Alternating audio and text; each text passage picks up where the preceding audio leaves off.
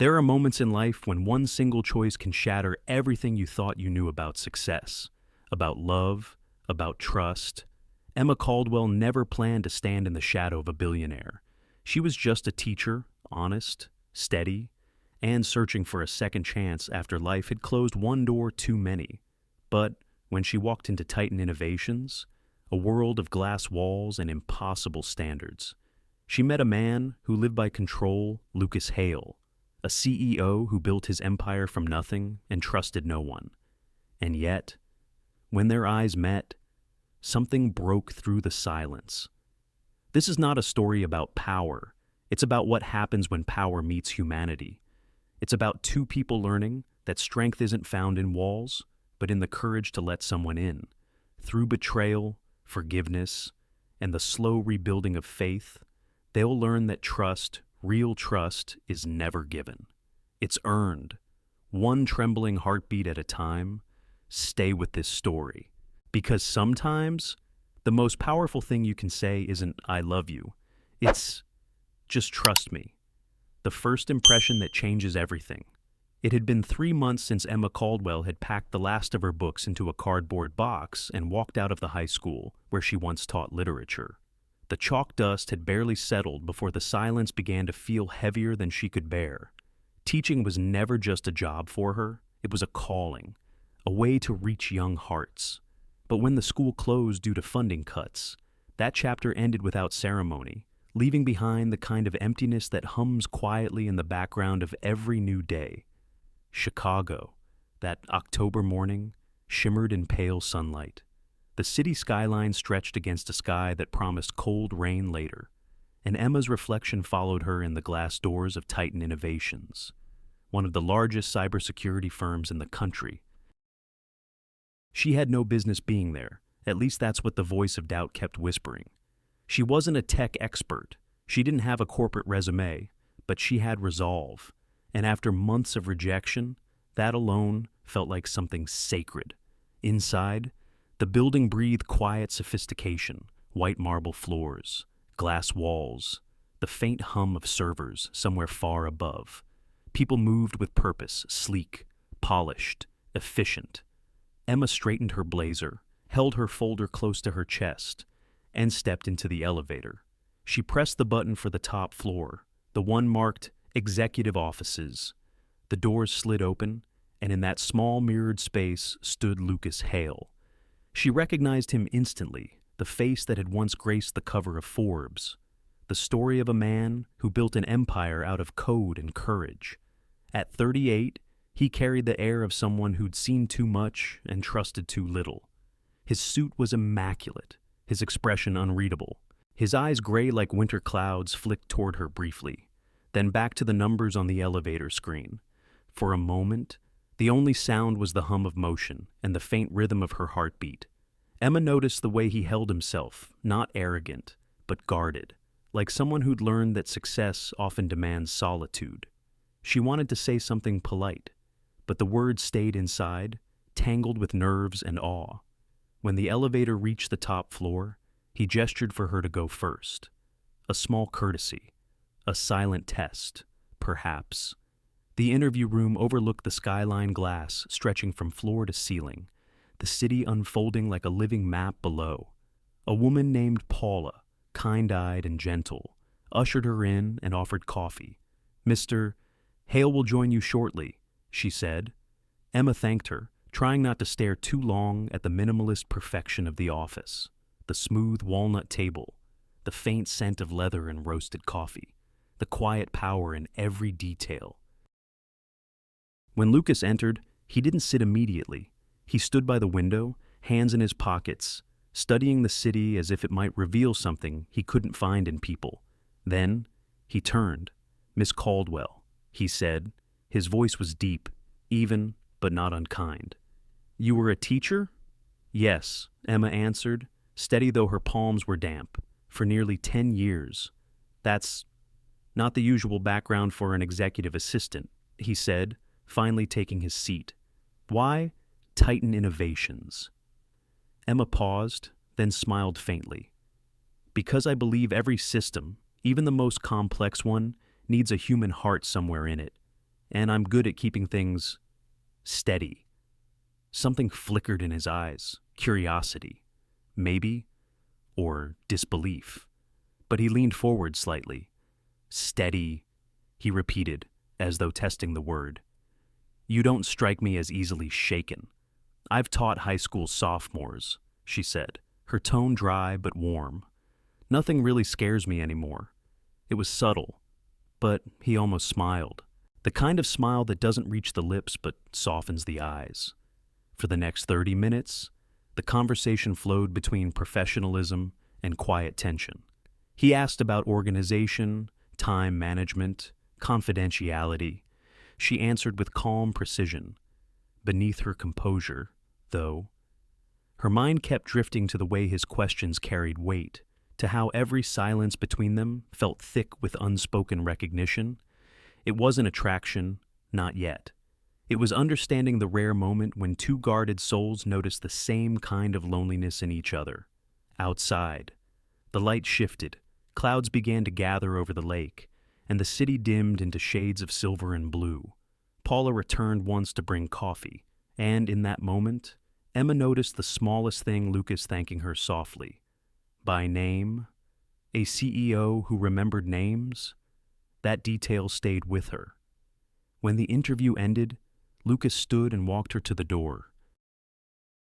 We'll be in touch, he said, though there was a quiet certainty in his tone.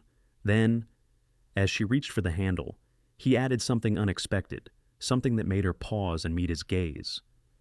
Miss Caldwell, he said, voice low, almost thoughtful. If you accept this job, you'll be stepping into a world that doesn't always make sense. People here move fast, sometimes too fast. Trust isn't easy to come by. She held his eyes, steady and calm. I understand. He nodded once, then almost imperceptibly his expression softened. Then trust me, he said. 2 words, simple but heavy with something unnamed. Emma walked out of the room, feeling as if the air had shifted around her. Outside, the first raindrops began to fall against the glass, soft, rhythmic, like a heartbeat beginning to change tempo. She didn't know then that those 2 words would shape the course of everything that followed her choices, his redemption, and the fragile bridge they would build between fear and faith. That afternoon, as she stepped into the drizzle and pulled her coat tighter, she caught her reflection once more in the glass doors of Titan Innovations. For the first time in months, her eyes didn't look tired. They looked awake, and somewhere high above, in an office filled with quiet light, Lucas Hale stood by the window, watching the rain trace its way down the glass.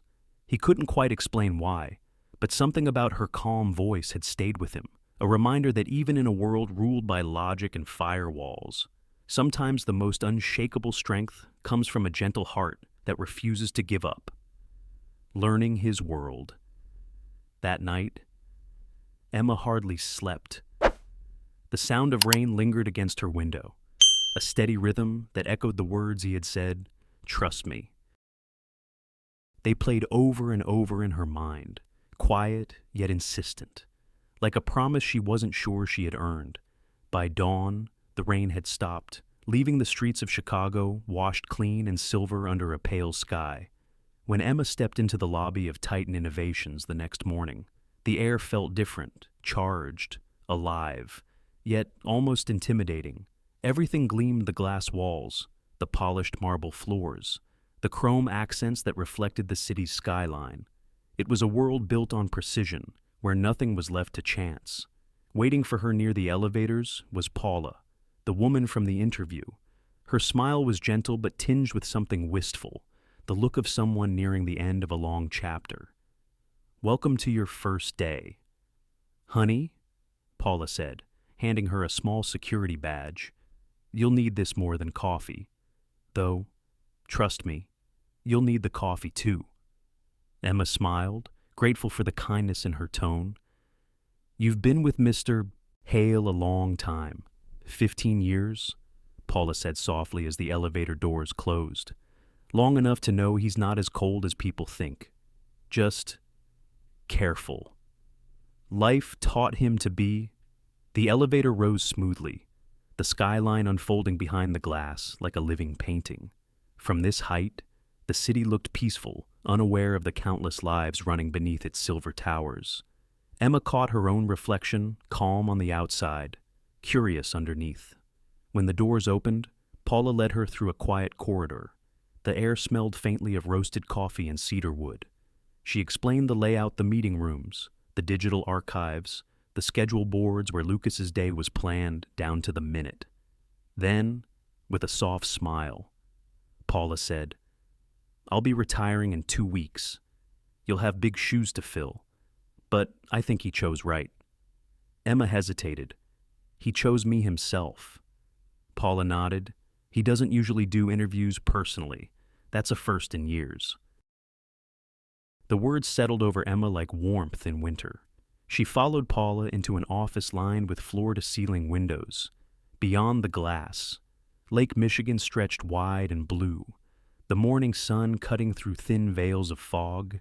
It was breathtaking and intimidating all at once. On the massive walnut desk lay neat stacks of documents, color-coded and labeled with precision. A clock on the wall ticked quietly, its rhythm as controlled as the man who owned the office. And then he entered, Lucas Hale. His presence filled the room without effort. Dressed in a charcoal suit, he carried himself with that same composed authority she remembered from the day before. His voice was calm, clipped, yet polite when he greeted Paula. When his eyes met Emma's, there was the briefest flicker: recognition, perhaps, or curiosity restrained by professionalism. "Good morning, Miss Caldwell," he said. "Good morning, Mr. Hale." "Let's get started," he replied simply, already turning toward his desk. For the next hour, Paula walked Emma through her responsibilities: scheduling, correspondence, handling sensitive files, coordinating with departments, each task woven with quiet precision. Lucas listened occasionally, interjecting only to correct a date or clarify a point. His attention to detail was startling, his tone exacting but fair. When Paula stepped out to take a call, the silence between them grew not uncomfortable, but dense with awareness. Emma could feel the weight of his concentration, the faint sound of the city below, the hum of the air conditioner blending with the rustle of papers. Lucas finally looked up. "You have good handwriting," he said. She blinked, surprised. "I suppose years of grading essays taught me patience." He allowed himself a hint of a smile. "That's a skill most people lose in this office." Emma watched him as he returned to his work, the way he read documents line by line, pen tapping lightly against the desk when he was thinking. There was rhythm to his focus, something almost musical in the precision of it. Yet beneath that discipline, she sensed tension: a man who carried responsibility like armor, who couldn't afford to drop his guard. When Paula returned, Lucas stood to hand her a folder. As Emma reached out to take it, her fingers brushed his. It was the smallest touch, barely a second, but it sent a flicker of warmth up her arm. She drew in a quiet breath, surprised by the sudden pulse of awareness. Lucas froze for a fraction of a moment too, his gaze lifting toward hers. Unreadable, yet undeniably human. Paula, oblivious, continued explaining the filing system, but something had shifted in the air, something neither of them named. By noon, Paula insisted on a break. They went to the small cafe on the 31st floor, overlooking the skyline. The scent of espresso and pastries mixed with the faint hiss of the coffee machine. Paula talked about her retirement plans, about her garden in the suburbs, about how Lucas once sent flowers when her husband passed. "He acts like he doesn't care," Paula said, stirring her cup. "But he does. Just not in the way people expect." Emma listened quietly, watching the reflection of the clouds move across the windows. The city looked different from up here, calmer, almost kind. She wondered how someone could build such a fortress of steel and still be capable of gentleness in hidden moments. When they returned, Lucas was on a call. His tone was clipped, his patience thin. Something about a contract dispute, security protocols, missed deadlines. Emma caught fragments of his words, each sharp but controlled. When he hung up, the silence returned, taut and electric. He exhaled, closing his eyes briefly. Then, softer than before, he said, "You'll learn this place has a rhythm of its own." "It doesn't wait for anyone." Emma nodded. "Then I'll have to learn to keep up." For the first time, he looked at her fully, not as an employee, but as a person. There was something in her steadiness that seemed to ground him, and maybe, without meaning to, she became a small reminder of the world outside these walls, the world of chalk dust and laughter, where trust wasn't a transaction, but a choice. As evening settled, Paula gathered her things and wished them both good night. The office grew quieter, the light softening into shades of gold and gray. Emma organized her notes, careful to leave everything perfect for the next day. Lucas was still working, his focus unwavering. Just as she turned to leave, he spoke. "Miss Caldwell." She stopped. "Yes." He didn't look up, but his voice carried a strange gentleness. "You did well today." It was a simple thing, yet it reached deeper than he probably meant it to. Emma smiled, quietly. "Thank you, Mr. Hale." Outside, the city glowed under the first lights of dusk. The windows caught her reflection again, calmer, steadier, somewhere behind her. Lucas stood by the glass wall, watching the skyline stretch toward the fading sun. Neither of them said another word, but in that silence, something had begun, fragile, unspoken, yet alive. Sometimes, the beginning of trust isn't a promise or a declaration. It's simply the moment two people realize that even in a world of code and control, the human heart still knows how to listen. The days that followed moved with quiet precision, each morning beginning the same way: the soft hum of the elevator, the scent of freshly brewed coffee, and the skyline stretching like a silver thread beyond the glass. Emma was learning Lucas Hale's world, one detail at a time, the way he preferred his schedules printed on ivory paper, the exact placement of his pens, the small pause he took before every meeting, as if steadying himself against the noise of the world. And yet, for all his control, there was something fragile underneath. She couldn't name it at first, only feel it, like a note vibrating just beneath the surface of a song. One Thursday morning, the office air felt heavier. Clouds gathered over Chicago, dulling the light that usually spilled across the floor. Emma could sense tension the moment Lucas walked in. His posture was taut, his voice clipped when he spoke to the team gathered in the conference room. A presentation was running on the large digital screen, rows of numbers, graphs, and timelines. A young analyst named Peter was explaining a recent system breach. The tone was nervous, his words stumbling under pressure. Lucas listened without interruption at first, but when Peter hesitated over a key figure, Lucas's patience snapped. "Stop!" he said, voice sharp enough to cut through the air. "You're telling me you missed a vulnerability this obvious, in a system meant to protect millions of users?" The room fell silent. Emma, standing near the door, could almost hear the collective heartbeat of the staff fast, uncertain. Peter's face flushed. He muttered an apology, trying to explain. But Lucas's tone grew colder, his words precise and unrelenting. Every sentence was clean, factual, but edged with disappointment so deep it stung. And then, just as abruptly, it ended.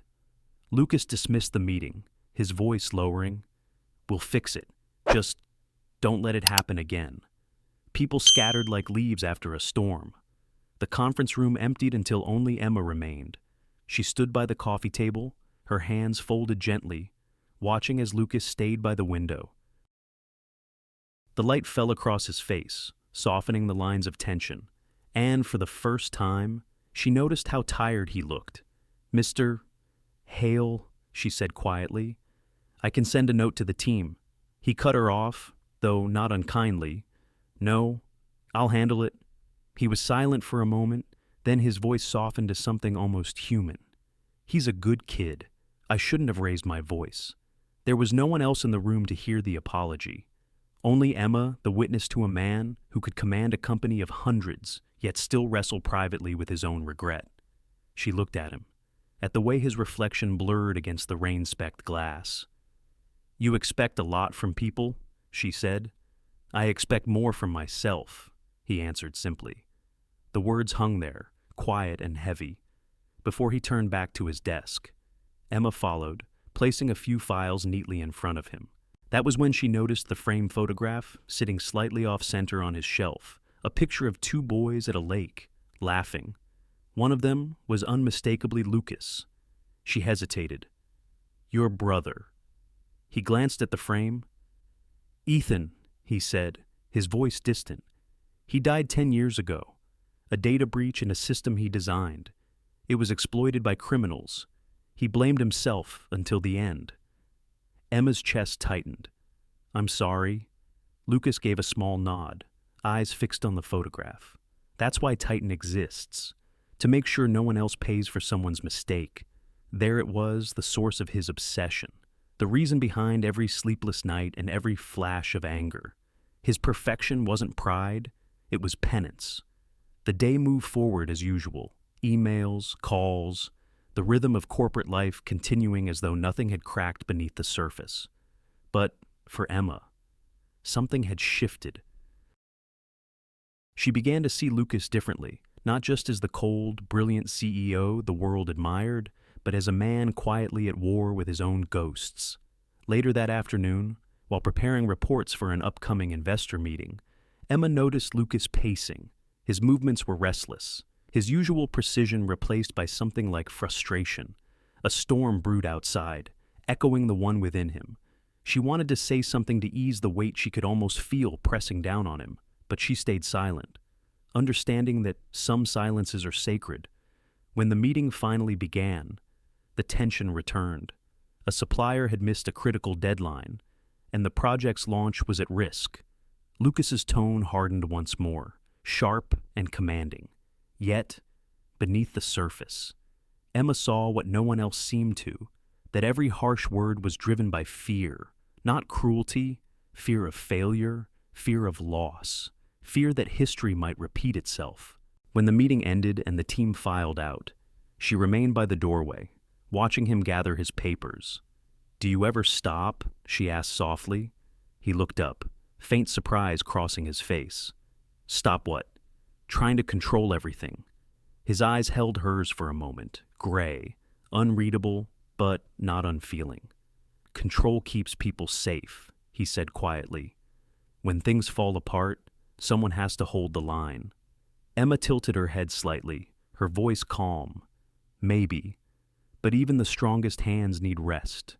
Mr. Hale." He didn't respond right away. The sound of rain filled the space between them, soft, persistent, like truth gently pressing against pride. "Finally?" he asked. "Why do you stay calm when everyone else panics?" Emma smiled faintly, her answer simple but sure. "Because someone should." Her voice carried no judgment, only steadiness, the kind that steadies others by existing. Lucas looked at her for a long moment, as though trying to understand a language he hadn't spoken in years. Then, wordlessly, he turned back to the window. Outside, the city lights were beginning to flicker on, reflecting off the wet streets. Inside, the quiet between them was not empty anymore. It was full of something unnamed, a fragile recognition, a shared solitude. Emma gathered her things and left for the day, the echo of her heels fading down the corridor. Lucas stayed, staring at the storm beyond the glass. For the first time in a long while, he allowed himself to breathe. Not perfectly, not completely, but enough. Sometimes, control isn't strength. Sometimes, it's just a shield we wear until someone kind enough reminds us that it's safe to put it down. And that night, as the city softened into rain and light, both of them, the teacher and the CEO, began, in their own quiet ways, to understand what it meant to trust again, where professionalism meets something unspoken. The days that followed unfolded with a fragile calm. After that quiet conversation, because someone should, something shifted between Emma and Lucas. It wasn't spoken, but it lingered in the air, a subtle awareness, a gentleness in tone, a shared silence that no longer felt like distance. Emma began to understand the rhythm of his world, how he demanded excellence not out of pride, but out of fear of imperfection, how he stayed late because solitude was easier than vulnerability. And Lucas, in his own guarded way, began to notice her steadiness, the soft way she spoke when others raised their voices, the patience she carried like a quiet light in the room. It was a Thursday evening when the storm rolled in thick clouds pressing low over Chicago, rain tracing silver lines against the tall glass walls of Titan Innovations. Most of the office had gone home, the corridors empty except for the echo of footsteps and the faint hum of the elevators descending to the lobby. Only 2 lights remained on one in Lucas's office, one at Emma's desk. She had stayed behind to help him finalize a presentation for the upcoming board meeting. Papers were spread across the wooden table, illuminated by the warm glow of a single desk lamp. Outside, lightning flashed faintly over the lake, followed by the low murmur of thunder. The air smelled faintly of rain and coffee, with that soft tension that comes when night blurs the edges of professionalism. Lucas was standing by the window, jacket off, sleeves rolled to his elbows. The reflection of city lights shimmered against the glass, a mixture of gold, blue, and the faint pulse of red from the traffic below. He looked both powerful and weary, like a man used to holding the world together with his bare hands. "You should head home," he said, without turning around. "It's late." Emma smiled faintly, her voice quiet but firm. "You've said that every night this week, Mr. Hale, and yet you're still here." That made him turn. There was the hint of a smile, small but real. "Taché." She gathered a few papers and brought them over to his desk. As she handed one to him, their fingers brushed again. That electric flicker, small but undeniable. She drew a breath, steadying herself. The silence that followed was long, but not uncomfortable. It was the kind of silence that asks to be trusted. Lucas broke it first. "You know," he said, voice low, "most people think this job is about control. It's not. It's about endurance." Emma looked up, meeting his gaze. "Endurance can be lonely." He studied her for a moment, as if deciding how much to say. Then, his eyes softened. "My mother's in the hospital. Heart condition. She raised me and my brother alone after my father left. I tell her to rest, but she never listens." The confession was unexpected tender, almost fragile. His tone was different, stripped of command. Emma nodded slowly. "You visit her often?" "Not enough," he admitted. "I tell myself I'm too busy. But maybe I'm just afraid of what he hesitated, then said that I'll walk in and see her weaker than I remember, that I'll realize time wins in the end." His honesty hung between them like the glow of that single lamp, soft, golden, human. Emma lowered her gaze, tracing the rim of her coffee cup with her finger. "I understand," she said. "Losing people, it changes the way you see time. You start measuring it differently, not in years or minutes, but in chances you didn't take." He looked at her, then really looked. "You've lost someone." She gave a small nod. "My marriage, not by death, but by betrayal. I thought I'd built something honest, and then one day it just fell apart, like a house without a foundation." Lucas's expression changed, a shadow of empathy, of recognition. "How did you get through it?" She smiled faintly, though it didn't reach her eyes. "I didn't. Not at first. But eventually, I stopped asking why me and started asking what now. It's amazing how pain forces you to grow in directions you never meant to." For a moment, neither spoke. The rain deepened outside, tapping softly against the glass. The light in the office seemed warmer now, the air thicker with something unspoken. Not romance yet, but the quiet pull of understanding between two people who had learned to hide their wounds well. Lucas leaned back in his chair, watching her with a gaze that felt both analytical and achingly human. "You're different, Emma." "Different?" she asked softly. "Everyone here moves fast, chases results. avoid silence. You. He paused, searching for the right words. You make silence feel safe. Her breath caught for just a moment, and in that space, that tiny pause, something inside her shifted. It wasn't love, not yet. It was recognition, the kind that says, I see you. I understand your loneliness because it looks like mine. The rain outside thickened, streaks of water gliding down the windows like translucent threads. A flash of lightning lit the skyline, and for an instant, the room glowed in silver. Emma reached for one of the files on the table, and as she handed it to him, their fingers touched again. This time, neither pulled away. The air between them changed softer, closer, alive. Lucas looked down at their hands, then up at her.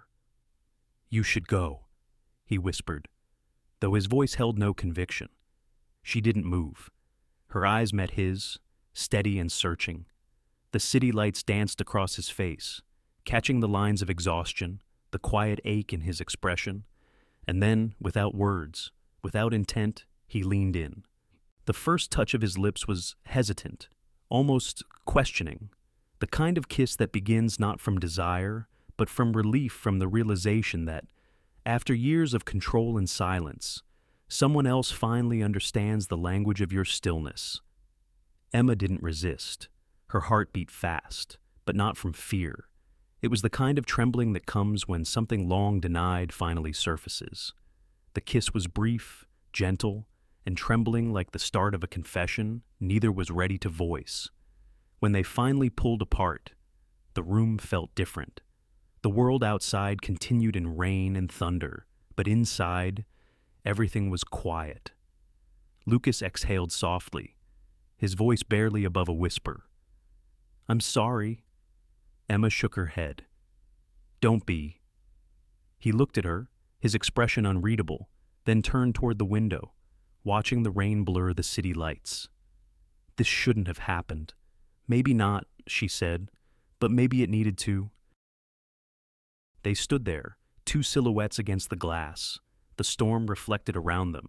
In another world, it might have been just a kiss, but here in a place built on logic and control, it was something more.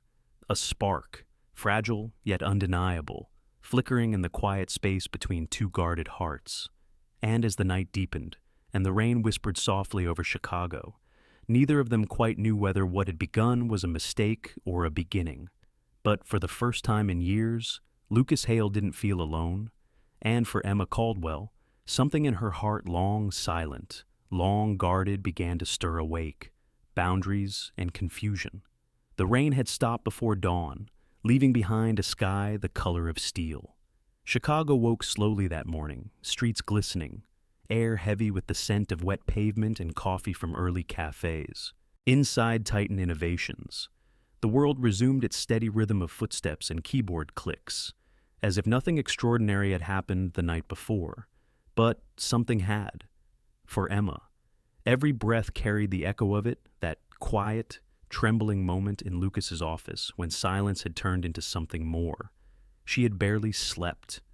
Every time she closed her eyes, she felt again the warmth of his touch, the hesitation in his voice, the weight of a truth that neither of them had asked for. When she arrived at the office, the usual hum of professionalism surrounded her, anchoring her to the familiar. Yet beneath her calm exterior, the world inside her had shifted.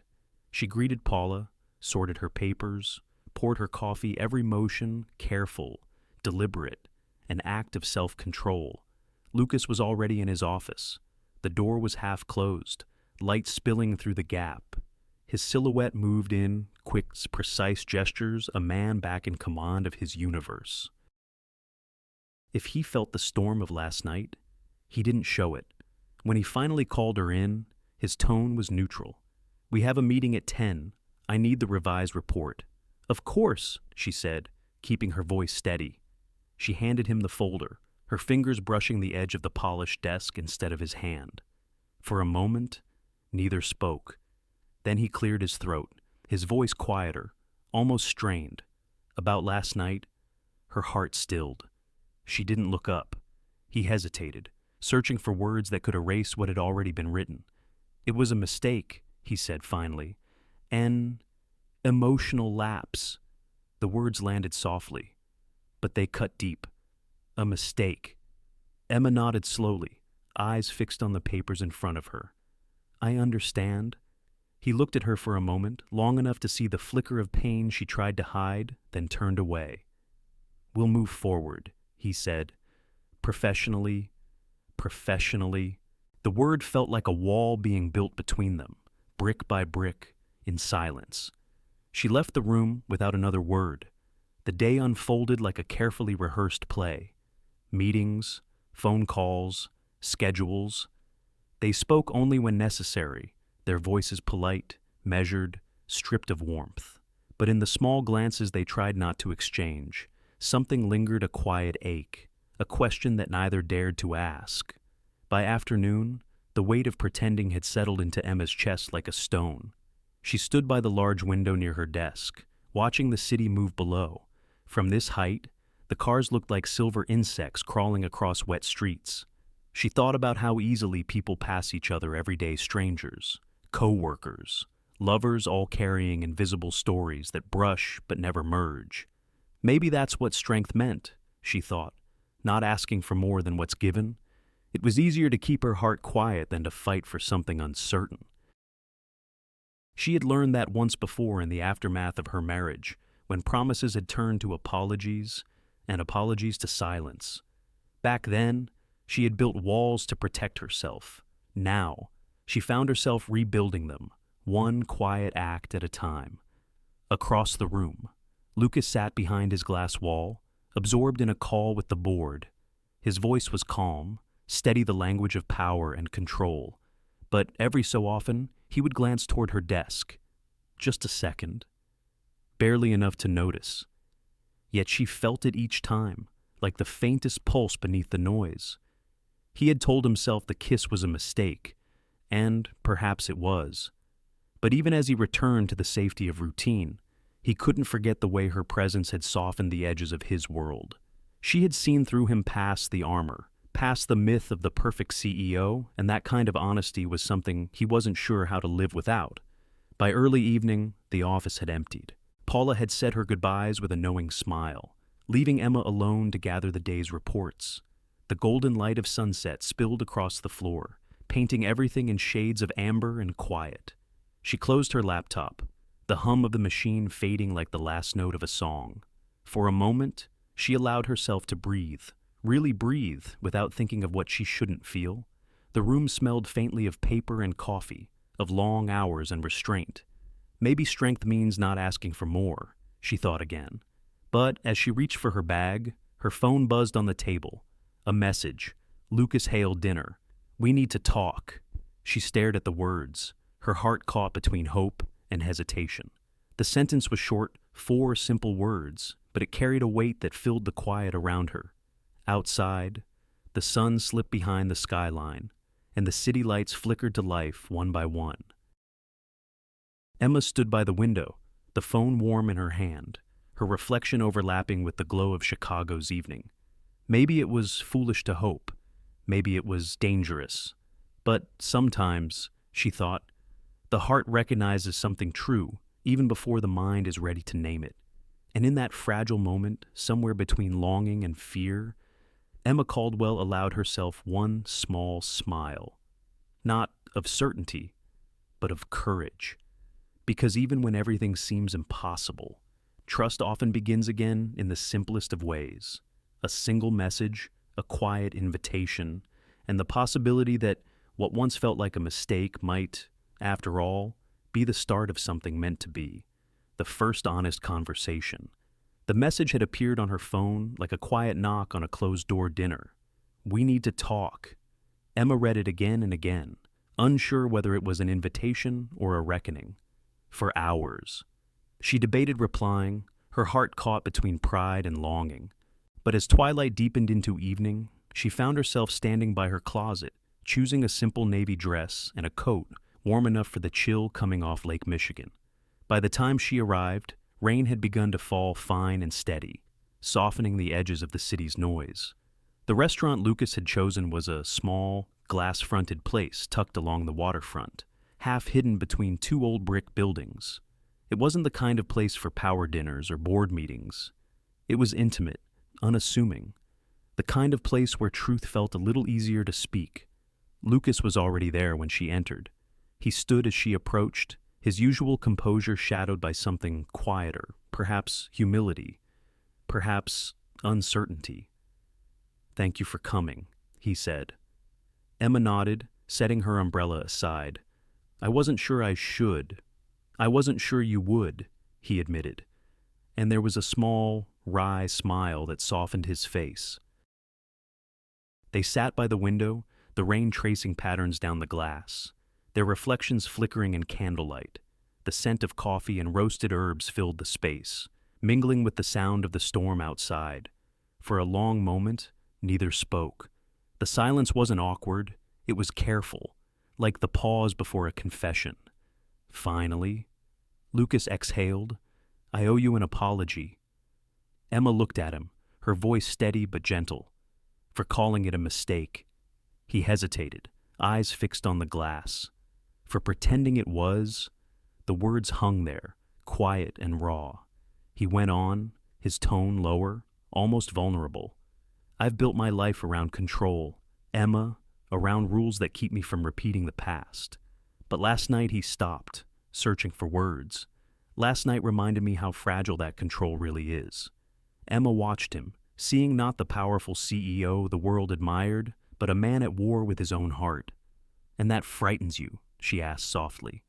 His jaw tightened, then loosened. "I'm afraid," he said finally, "to need someone again." The honesty in his voice caught her off guard, not because of what he said, but because of the way he said it. There was no pride in it, no defense, just truth, unguarded and human. Outside, thunder rolled faintly over the lake. Inside, their table felt like a small island in a quiet sea. Emma reached for her glass, her hands steady. "Needing someone isn't weakness," she said. "It's the part of us that proves we're still alive." He looked up, eyes meeting hers. "Then why does it hurt so much to admit it?" "Because somewhere along the way," she replied, "you convinced yourself that needing someone meant losing control. But maybe it's the opposite. Maybe trust begins when we stop controlling every outcome." Lucas studied her for a long moment. The rainlight made her face glow softly, her calmness both disarming and grounding. "You make it sound easy," he said. Emma smiled faintly. "It's not. Trusting others starts with trusting yourself, and that's the hardest part." He leaned back, quiet, thoughtful. For the first time in a long while, his posture eased the rigid lines of command, softening into something almost peaceful. When the food arrived, neither seemed hungry. They ate slowly, their conversation weaving through fragments of memory, the people they had lost, the choices they regretted, the things they had learned from breaking. Lucas spoke of his mother, how she used to hum while making breakfast even after his father left. He told Emma how guilt had kept him away from the hospital more often than work had. Emma shared pieces of her own story, her voice low but sure. She spoke of the day she discovered her husband's betrayal, how the world didn't shatter in one loud moment, but in quiet, ordinary ways, the way he'd stopped saying her name softly, the way laughter had disappeared from their home. Lucas listened, really listened. It was a new kind of silence for him, one without calculation, one that made space for another person's pain. "I used to think," Emma said, tracing her finger along the rim of her glass, "that love meant safety, that if I was good enough, patient enough, careful enough, nothing would break. But life has its own rules. It breaks what needs to be broken to make room for something truer." Lucas's expression softened. "Do you believe that? That something truer always comes after?" "Not always," she said honestly. "But I think if we survive the breaking, we at least learn who we really are." For a long while after that, they said nothing. The rain outside deepened, tapping rhythmically against the windows. People came and went, the door chiming softly. But their table seemed suspended in time, two souls sitting quietly in the eye of their own storms. When Lucas finally spoke again, his voice was low, almost a whisper. "You make it sound so simple. Emma, but I've spent my whole life building walls. I don't know how to stop." "Then don't stop all at once," she said gently. "Start small. Trust the part of you that still wants to try." He looked down at his hands, then back at her. Something shifted in his expression, a kind of surrender, quiet and real, slowly, almost cautiously. He reached across the table. Emma didn't move at first, but then, as his fingers brushed hers, she felt something steady in the contact, not passion, not apology, but understanding. Their hands met in the middle of the table, still, simple, and human. Neither spoke. There was nothing to explain, nothing to define. The rain outside fell harder, the sound filling the pauses that words could not. For Lucas, the gesture felt like breathing after years of holding his breath. For Emma, it felt like forgiveness, not just for him, but for herself, for daring to believe that love could be rebuilt on the ruins of fear. When they finally stood to leave, the rain had softened again, falling in silver threads over the quiet lake. Lucas held the door open for her, and as she stepped into the night, she turned toward him with a small, knowing smile. "See," she said softly, "you're already learning to trust." He smiled back, not the polished smile of a CEO, but the unguarded smile of a man who had finally let the world see a glimpse of his heart. And as they walked together beneath a single umbrella, their shoulders brushing, the city lights blurred by rain, the night no longer felt heavy. It felt new. Sometimes, trust doesn't begin with a promise or a plan. Sometimes, it begins quietly with two people brave enough to sit through the storm and believe that the rain, somehow, is part of the healing. Love, whispered through hallways. The rain had long stopped, but something of that night lingered between them, like the faint scent of wet earth after a storm, soft yet impossible to ignore. Since their dinner by the lake, something quiet had changed. They hadn't spoken of love, nor labeled what was unfolding, but it was there in glances that lingered too long, in words that carried a weight neither of them dared to name. For the first time in years, Lucas Hale walked into Titan Innovations with a kind of lightness. His steps were no less purposeful, his tone no less commanding, but the sharp edges seemed softened. The man who had once treated every moment like a battlefield now carried a stillness that surprised those who worked beside him. And Emma, she had become the calm center of his world. Their connection grew in the quiet corners of ordinary days. It wasn't a grand affair of gestures or declarations, but something subtler, more fragile. A morning coffee shared before meetings, a brief exchange of smiles in the elevator where no one else could see. The kind of love that doesn't need to speak loudly because it is felt deeply. In emails, he would write short, precise notes about schedules, reports, tasks, yet between the lines. A tenderness slipped through, L.H. Meeting moved to 9. Don't skip breakfast this time. E.C. Noted. Only if you promise the same. It was the language of two people who had learned to hide in plain sight, professionalism on the surface, warmth beneath the words. Some mornings, Emma would find an extra cup of coffee waiting at her desk, her favorite blend. Always just right. Lucas never mentioned it, and she never asked. It was their quiet ritual, their unspoken good morning. There were moments, too, when she would glance up from her screen and catch him looking not at her, but toward her, as if reminding himself she was real. Each time, he would turn away quickly, a faint smile tugging at the corner of his mouth, like a man caught doing something he wasn't supposed to enjoy. The transformation didn't go unnoticed. People in the office began whispering at first harmlessly, curiously. They said Mr. Hale seemed different, lighter, even human. He had started smiling more often, offering quiet words of encouragement to the team, occasionally staying a few minutes longer in the break room. For a man known for his ice-cold precision, it was unusual. And of course, in places where ambition breathes louder than truth, kindness often sparks suspicion. The first rumors came softly like wind slipping under a door, a knowing glance between employees, a pause in conversation when Emma walked by, a joke half whispered, half meant. At first, she ignored them. People talked. That's what people did. But one afternoon, while retrieving files from the conference room, she overheard two junior staffers whispering near the copy machine. They say he meets her after hours. One said, "Come on." The other replied, half amused, half envious. If I were her, I wouldn't mind staying late either. Their laughter stung more than she expected. She didn't confront them. That wasn't her way. She simply gathered her papers, lifted her chin, and walked past with quiet dignity. But inside, the ache deepened. She had promised herself she would not become that woman, the one who loses herself in a man's shadow. Yet here she was, caught between what her heart wanted and what the world would never understand. Lucas, too, began to sense the shift in the air. Meetings felt colder, glances sharper.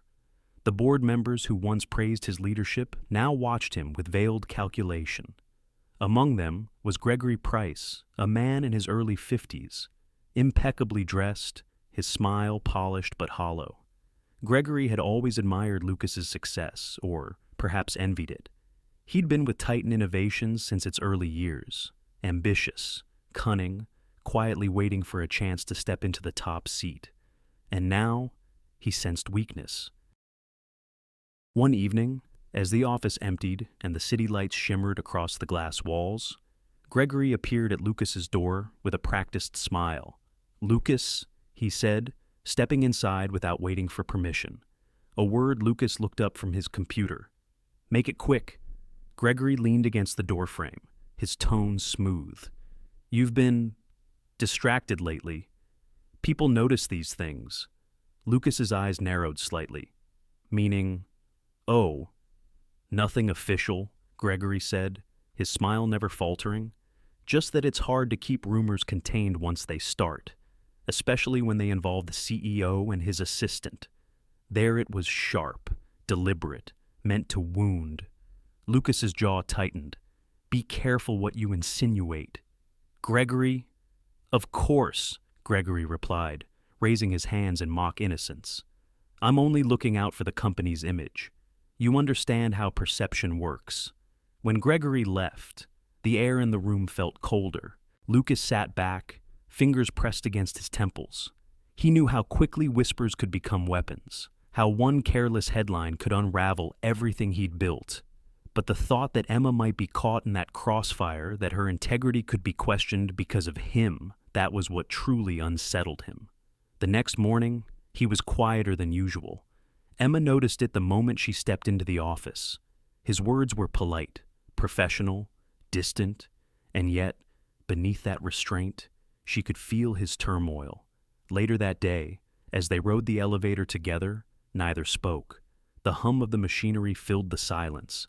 When the doors opened on the executive floor, Lucas turned slightly toward her and said, softly but firmly, "Don't let them get to you." She met his gaze, calm but pained. "I'm not worried about me," she said. "I'm worried about what this will cost you." He looked at her for a long moment, then shook his head. "Some things are worth the risk." And then the doors opened, and they stepped out two professionals walking side by side, their expressions neutral, their hearts anything but. In the days that followed, their secret love became both their comfort and their burden. They learned to speak through small gestures, a hand brushing against another as a document changed hands. A soft glance exchanged across a crowded meeting room. Every moment of tenderness had to hide behind discipline. Every heartbeat had to be quiet. But still, Emma noticed he laughed more easily now.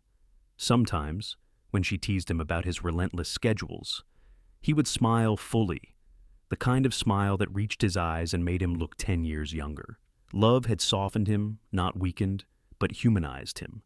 And though the world around them began to stir with suspicion, neither could quite bring themselves to regret what had begun. Because in a life built on control and image, their secret fragile, forbidden, but real, was the only thing that made them feel alive, still, deep down.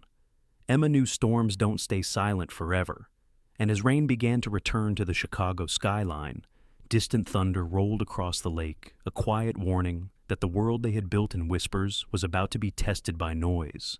The world begins to watch. In the quiet after the rain, their secret had become something fragile and luminous, a small flame burning steadily in a room full of drafts. They had grown used to the rhythm of discretion, the carefully timed glances, the unspoken understanding, the private joy that existed only between them. But secrets, no matter how carefully guarded, have a way of drawing light. When Lucas received the invitation to the Global Cybersecurity Conference in Boston, it seemed like just another professional obligation, a week of panels, meetings, and late nights filled with presentations and polite diplomacy. Titan Innovations was set to unveil its newest project, and Emma, having coordinated much of the internal planning, was the natural choice to accompany him.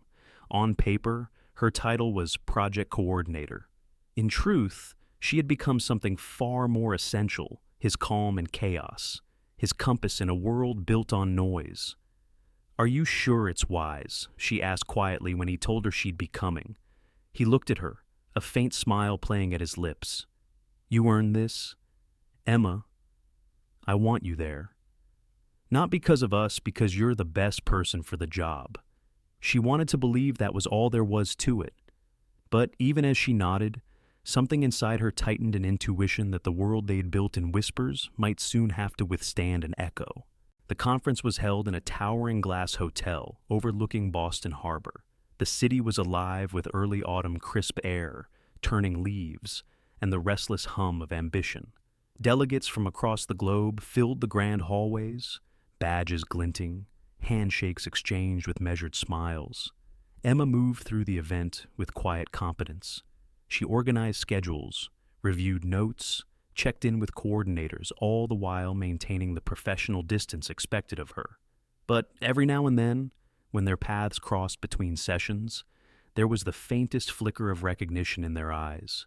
A glance, a shared half-smile, a quiet reminder that beneath the titles and routines, something real still lived.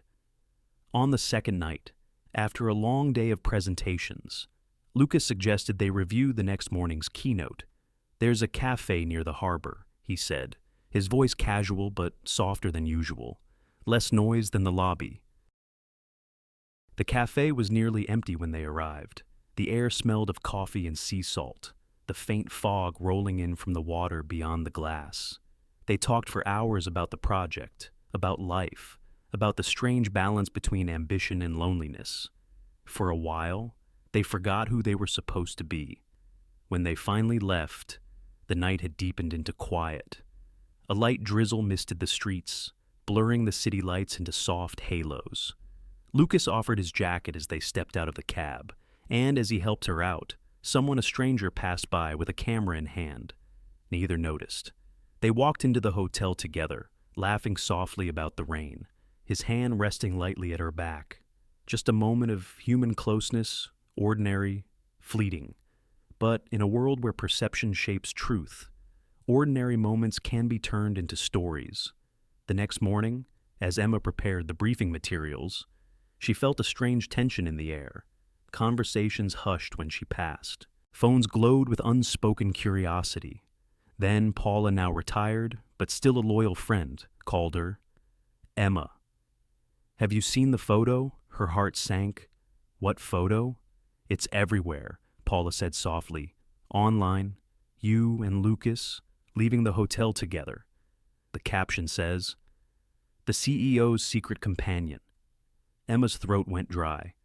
She opened her email, and there it was, a link circulating quietly among the staff. The image was grainy but unmistakable. Lucas and Emma walking close under the rain, his jacket draped around her shoulders. One image, 1,000 assumptions. When she walked into the conference hall, the shift was palpable. The eyes that once greeted her with respect now held curiosity, even judgment. A woman smiled too sweetly. A man's gaze lingered too long. Whispered words followed her like a shadow. And Lucas, he had seen it too. In the morning meeting, he said nothing. His expression was calm, composed, but his silence carried weight. A few members of the board, including Gregory Price, who had attended the conference to observe, exchanged glances of smug satisfaction. Later, when they were alone, Emma broke the silence. "Should we address it?" she asked quietly. Lucas shook his head. "No. If we chase gossip, it becomes truth. Let it burn itself out." "But it won't," she said. "You know it won't." He looked at her then, his expression soft but weary. "I've learned that explaining yourself to people who've already judged you is like shouting into the wind. Let them think what they want." She wanted to believe him, but as the day unfolded, the whispers grew louder. At lunch, two executives from another firm greeted Lucas with polite smiles, then turned to Emma with thinly veiled curiosity. "Ah, so this must be your assistant," one said, the pause before the word almost cruel. Emma smiled politely, answering with quiet grace, but inside, she felt the sting of humiliation. Not for what they implied, but for how quickly a woman's competence could be erased by suspicion. That night, back in her room overlooking the harbor, she sat by the window, watching the reflection of city lights ripple across the water. The phone buzzed once, a message from Lucas. "L.H. I'm sorry. I should have protected you from this." She stared at the words for a long time before replying. "E.C. You couldn't have. The world doesn't need truth to believe a lie." For a long while, there was no response. Then L.H. Still. "I'll fix it." Emma set the phone down, exhaling slowly. Somewhere in the city, she imagined him pacing, strategizing, trying to contain the damage, not realizing that the damage wasn't only to reputation, but to the fragile peace they'd built. Outside, the rain returned, falling softly against the glass. She closed her eyes, listening to it, remembering the night they had first talked by the lake, how honesty had felt like a kind of healing. Now, the world was watching, and honesty was no longer safe. The next morning, as she entered the conference hall, people turned, some smiled politely, others didn't bother to hide their judgment. Lucas stood at the front, preparing for his keynote, every inch the composed leader. But when their eyes met across the room, something passed between them, not guilt, not fear, but quiet defiance. Whatever came next, they would face it, together, because sometimes the measure of love isn't how easily it fits into the world, but how fiercely it endures when the world begins to question it. And in that unspoken exchange, beneath the hum of cameras and applause, two people found the courage to stand, silently, against the storm, power versus morality. The flight back from Boston was quiet. Outside the airplane window, the clouds stretched endlessly, pale and heavy, like the silence between two people who had said all they could. Emma stared at them for a long time, trying to calm the ache that had grown inside her ever since the photo appeared. Lucas sat beside her, reviewing documents that neither of them were really reading. Every so often, he would glance her way, subtle, protective, as if to reassure himself she was still there, still holding together under the weight of a world suddenly watching too closely. When they landed in Chicago, reporters were waiting, not in mobs, not yet, but enough to make the air thick with flashbulbs and speculation. Lucas shielded her as they walked through, his hand steady on her back, his jaw set. He didn't say a word, neither did she. But the whispers didn't stop when they returned to Titan Innovations. They only grew louder. Emails circulated. Conversations paused when she entered the room. Even the ones who'd once smiled at her now looked away, unsure of where loyalty ended and gossip began. It didn't take long for Gregory Price to seize his moment. The board meeting was called on a gray Monday morning, the kind of morning that seemed to predict storms. The agenda read simply, Ethics and Conduct Review, CEO Lucas Hale. Inside the conference room, the air felt cold despite the heat outside. The long mahogany table reflected the pale light from the windows, and the faces around it were grave, some uneasy, some eager. Gregory sat near the head of the table, his expression composed, his tone measured as he began to speak. "I've always believed," he said, "that leadership is not only about innovation, but about integrity. When that integrity is compromised, the company suffers its reputation, its people, its investors. Which brings us to today." He paused just long enough for effect, then placed a printed photo on the table, the same one that had haunted Emma's inbox for days. "This image," he continued smoothly, "appears to show our CEO, Mr. Hale, engaged in what can only be described as an improper relationship with a subordinate." A murmur rippled through the room. Lucas remained still, hands folded before him. "That's enough." "Gregory!" "Is it?" Gregory replied, his voice polite but cutting. "The board has the right to investigate any behavior that might compromise the integrity of Titan Innovations. This isn't personal. Lucas, it's procedural."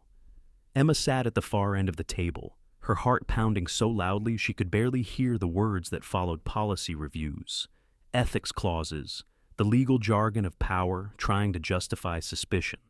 When Gregory turned toward her, the room seemed to narrow. "Miss Caldwell," he said, "you will, of course, be asked to provide a statement." Her throat tightened. "Of course." The hearing began that afternoon. A smaller room, the blinds drawn, the air dense with formality. 3 members of the board sat opposite her, Gregory at the center. Lucas sat a few seats away, silent, his expression unreadable, but his eyes fixed on her with quiet concern. "Miss Caldwell." One of the board members began. "How long have you been working under Mr. Hale?" 6 months, she answered.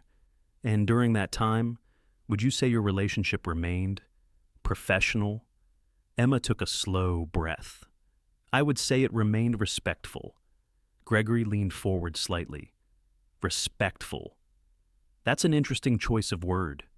Do you deny that you and Mr. Hale were seen leaving a hotel together?" Her voice wavered only slightly. "We were in Boston for the conference. We had dinner to review the next day's presentation. That's all? Dinner alone?" "Yes." Gregory's tone sharpened. "You see how this might appear to others, Miss Caldwell."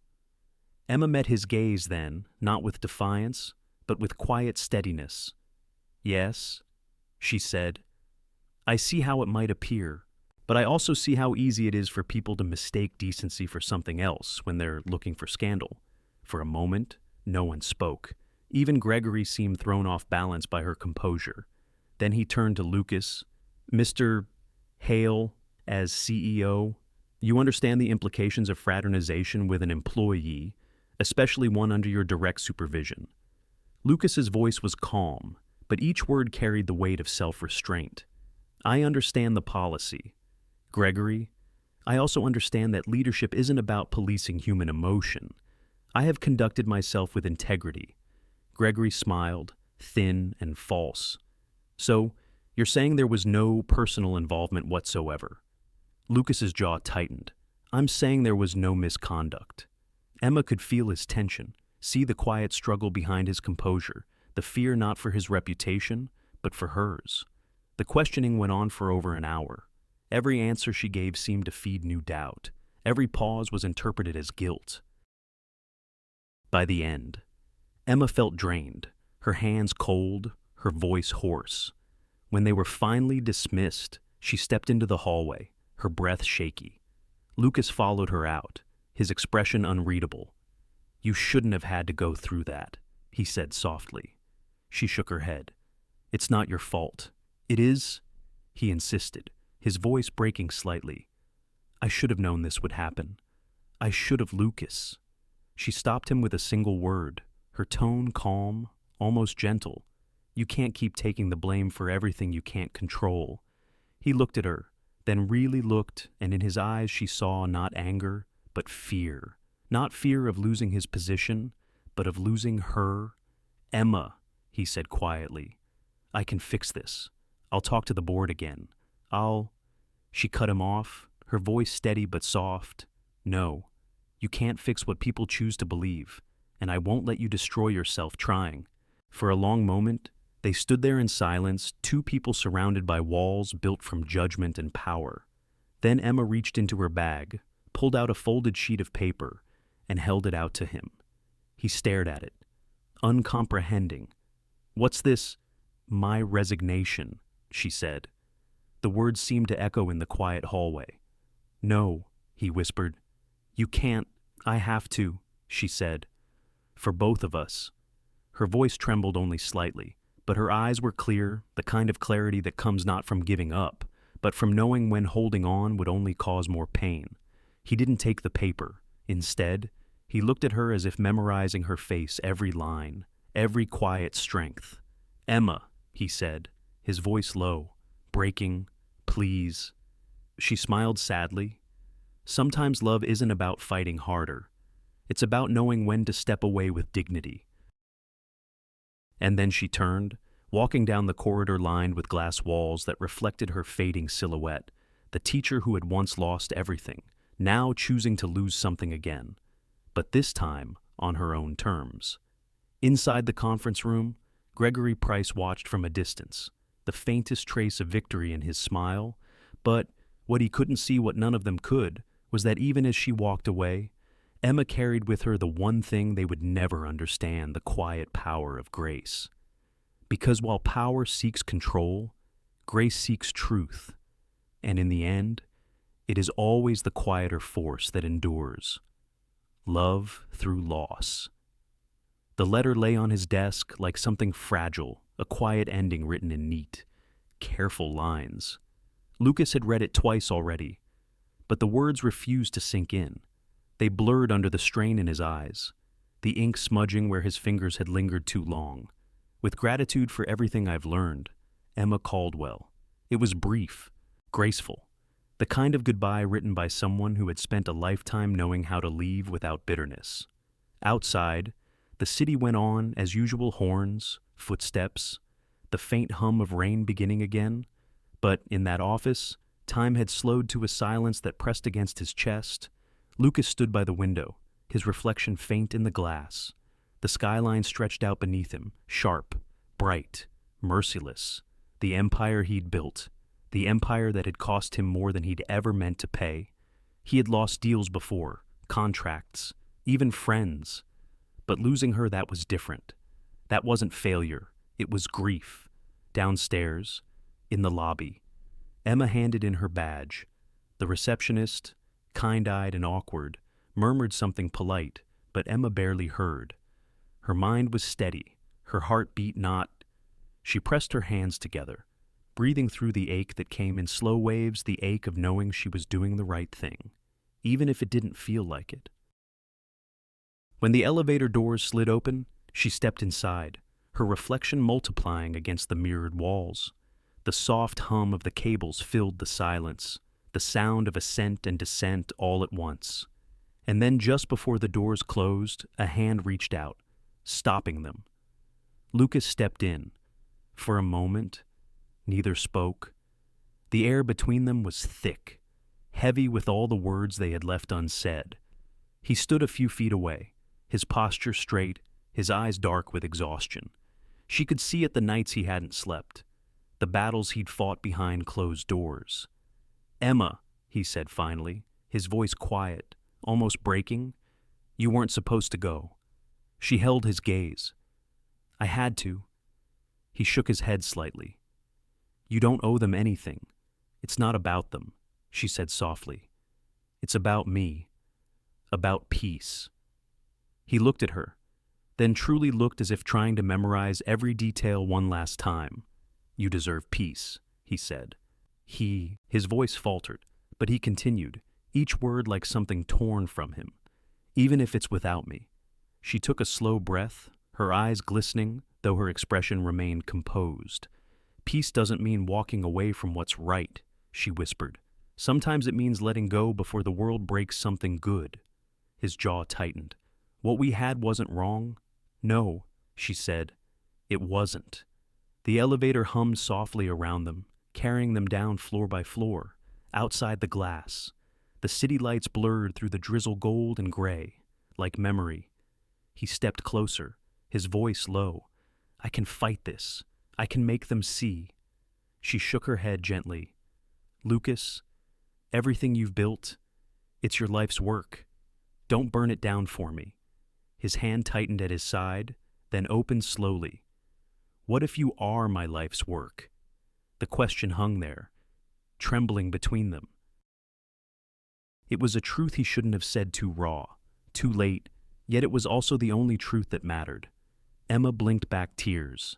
Then finish it, she said softly, but finish it the right way. He exhaled, shoulders sinking. I don't know how to do this without you. You'll learn, she whispered. You always do. For a long moment, they just stood there, two souls suspended between what had been and what would never be again. The elevator lights glowed softly above them, the numbers counting down. Lucas reached out then, his fingers brushing hers. The contact was tentative, reverent, a gesture that asked for forgiveness more than comfort. She didn't pull away, and in that quiet, he leaned forward and kissed her, not with urgency, not with passion, but with sorrow and gratitude. It was the kind of kiss that carried a lifetime inside it, a kiss that said, thank you and I'm sorry, and if the world were different, I'd stay. Her tears touched his lips, salt and truth. When they parted, both were trembling not from fear, but from the unbearable tenderness of understanding. The elevator slowed, the soft chime sounded, signaling the ground floor. Neither moved, finally. Emma spoke, her voice barely above a breath. You should let me go first. He nodded, though his eyes said otherwise. Goodbye. Emma. She managed a faint smile, small, steady, heartbreaking in its grace. Goodbye. Lucas. The doors opened to the quiet lobby, and she stepped out. For a second, she turned back, their eyes meeting one last time through the narrow gap as the doors began to close. When the metal sealed shut, the sound was soft, final, like a sigh. Inside the elevator, Lucas stood alone. He didn't move. The faint reflection of her still lingered on the mirrored wall, like a ghost of something too alive to forget. Outside, Emma walked into the gray morning. The city stretched ahead, vast and uncertain. The rain had started again, gentle and rhythmic. She didn't open her umbrella. For a long while, she just stood there, letting the rain soak through her coat, feeling the ache settle into something quieter, not relief, not closure, but acceptance. She had loved him. That was enough. And somewhere, in the echo of that last kiss, she carried the knowledge that love doesn't always need to last to be real. Sometimes, its purpose is simply to change us, to remind us that even the strongest hearts can soften, and that letting go can be its own kind of faith. As she began to walk away, her steps slow and sure, the clouds above broke for a brief moment, letting a thin ribbon of light spill over the skyline. It fell across her shoulders like a quiet benediction, the promise that even after endings, there are beginnings waiting to be found. 3 months later, 3 months can change the shape of a life. They can blur the sharp edges of grief, soften what once felt unbearable, and turn even the deepest ache into something quieter, something that no longer shouts, but hums softly beneath the skin. For Emma Caldwell, those 3 months had passed like pages turned by a gentle, persistent wind. The city with its glass towers, its noise, its reminders was behind her now. In its place stood a small town near Springfield, Illinois, where mornings smelled of rain-soaked grass and the faint sweetness of apple trees. She had found a small house on a quiet street, just a few miles from the local high school, that had offered her a position teaching English. The house was old but kind. Its walls creaked when the wind passed, and the kitchen window overlooked a maple tree that caught the light each morning. It wasn't much, but it was enough. On her first day back in a classroom, she stood in front of 20 curious faces, chalk in hand, her heart unexpectedly steady. The blackboard felt familiar beneath her fingers, the smell of chalk dust stirring a kind of peace she hadn't known she'd missed. The bell rang, the students shuffled in, laughter echoing down the hallway, and for the first time in months, she felt at home. Her days began to take on a rhythm again. She rose before dawn, made coffee in a small ceramic mug, walked to school beneath skies that changed from gray to gold. Afternoons were filled with lesson plans and essays to grade. Evenings, with books and quiet. It was a life stripped of luxury, but rich in something rarer, stillness. Yet, every morning, before leaving for class, Emma opened her laptop. Her inbox waited orderly, polite, unchanging. At the top sat one email thread that hadn't been touched in weeks. Titan Innovations. Sometimes, she'd click it open. The last message was short, only a few words. I hope you're okay. She would read it once, then close the laptop, pressing her palm gently against the lid as if to quiet a pulse that still remembered. Maybe love isn't about possession, she thought one morning, staring out at the mist rising from the fields beyond her porch. Maybe it's about persistence, the quiet kind that doesn't fade, even when everything else does. Her students adored her. They called her Ms. Caldwell, and though they knew little of her past, they sensed something in her, a calmness that carried a story. When she smiled, it wasn't the practiced kind that hid sorrow. It was tender, hard-earned, the kind of smile that comes from someone who has walked through fire and learned to keep her warmth. In the afternoons, she'd sit at her desk by the window, the scent of chalk and old books filling the air, and watch her students leaving in small clusters, laughing, teasing, alive with a simplicity she had once taken for granted. She often wondered if they knew how precious that kind of innocence was. Sometimes, when the sun dipped low and the room filled with golden light, she'd imagine Lucas not as the CEO she had left behind, but as the man who had once looked at her with a quiet kind of awe, as if he'd found something sacred in simplicity. She wondered if he was all right, if he was sleeping again, if he still carried her resignation letter somewhere in a drawer he couldn't quite bring himself to open. She didn't write to him, though she thought about it often. Words had always been her comfort, but now they felt too fragile, too easily misunderstood. And perhaps, she reasoned, some silences are more eloquent than anything a letter could say. In town, people knew her as the new teacher from Chicago. No one asked too much about why she'd left. In small towns, kindness often takes the shape of restraint. They let her settle into their quiet rhythm, church bells on Sundays, farmers' markets on Saturdays, the local diner where the waitress knew everyone by name. Emma found herself smiling more, not because the ache was gone, but because she had learned to carry it differently, like a stone smoothed by water, still there, but gentle in the palm. On a rainy Thursday afternoon, as thunder rumbled in the distance, she stayed late after class, grading essays. The students had been asked to write about trust, what it meant, what it cost, how it could be lost or earned. One paper caught her attention. It was from a quiet boy who rarely spoke in class. His essay ended with a single line that made her pause. Maybe trust isn't something we give away. Maybe it's something we become. She sat there for a long while, reading it again and again. Outside, the rain softened to a drizzle. She looked out the window, her reflection faint against the glass, older, wiser, yet not broken. Trust, persistence, silence. These were the lessons she hadn't meant to teach, yet somehow had lived her way into. That evening, she walked home beneath a sky brushed with lavender and gray. The streetlights flickered on, one by one, and the scent of wet pavement mingled with lilac from a neighbor's yard. At her front door, she paused, looking back toward the horizon. Somewhere far beyond it was Chicago, a city of glass and ambition, and one man whose name she still carried quietly in her heart. She whispered it once, not as longing, but as gratitude. Then she went inside, set her bag down, and opened her laptop again. The inbox glowed softly in the dim room. For a moment, her cursor hovered over his name.